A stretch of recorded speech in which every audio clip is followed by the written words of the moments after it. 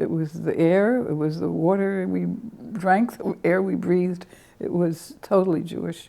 It was Yiddish, it was half Yiddish, half English, it was everything. My mother kept a kosher kitchen kosher in her thinking. She never served milchiks and plaishiks at the same meal. She would never buy treif. There was singing, there was Jewish songs, there was people coming and going, and everyone spoke Yiddish. I went to shul my whole life. I went to the Shul 15. I went to middle shul. I went to Yiddish letter seminar. There was no going to synagogue. There was no davening in the house. People don't need a man up in heaven with a long white beard. That was the way he put it. I had a best friend, Rena, who was also, her parents were part of this folks group, secular Jews, and so they also didn't go to synagogue. So when we were about 10, Rena and I had this discussion. How come other Jews go to synagogue and we never get to go to synagogue? Why don't we go to synagogue? So I approached my father and I said, it was Rosh Hashanah. I said, Rena and I want to go to shul. I mean, everybody's going to shul. We should go also. And he said, we don't go, I'm not going, but if you want to go to shul, you take Rena and you walk over to the shul and they'll let you in. And I said, well, we don't have tickets. He said, no, 2 Jewish girls come to shul. You think they're not going to let you in? That's ridiculous. You just go over to the shul. So we walked a few blocks, it wasn't far, and we got there and we said, we want to go in for the services. And he said, okay, but you have to go sit upstairs. And we said, why do we have to sit upstairs? He said, well, the women sit upstairs, the men sit downstairs. And we each looked at each other and said, we're not going here at all, ever. And we ran home. And I said to my father, listen to this. They told us to go sit upstairs. He said, did I tell you to go to shul?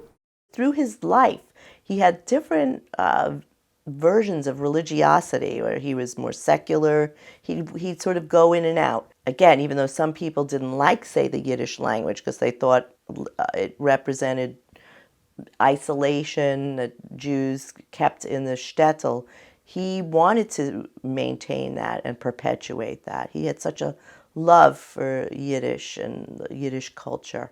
The debate is whether, at the end of his life, whether he became a believer.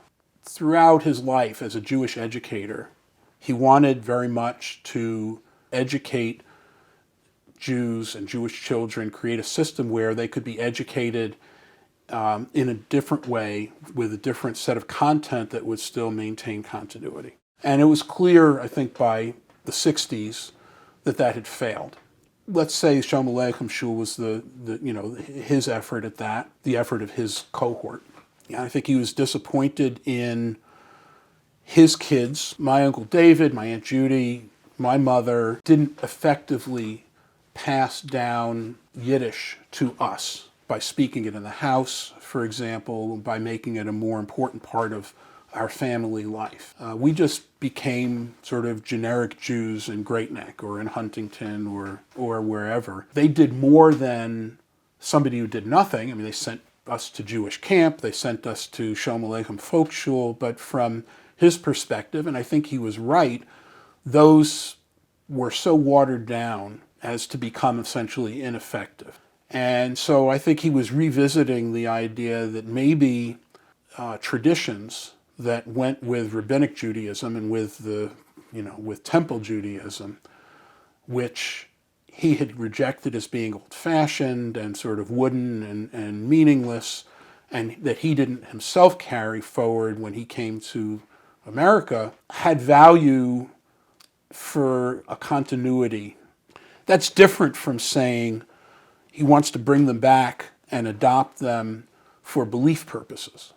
But I don't think that leads to any kind of a conclusion that because the old stuff was associated with God worship, that he was buying back into God worship. I have his tallis we talked about before. I never saw him wear the tallis. I don't think I ever saw him wear a yarmulke. I think he was thinking of those things as ways of bringing a younger generation back into some kind of substantive Jewish content.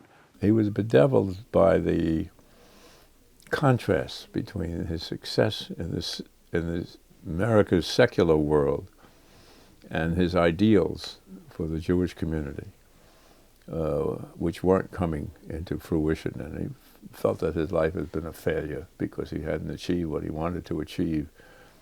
His children were failures for the same reason.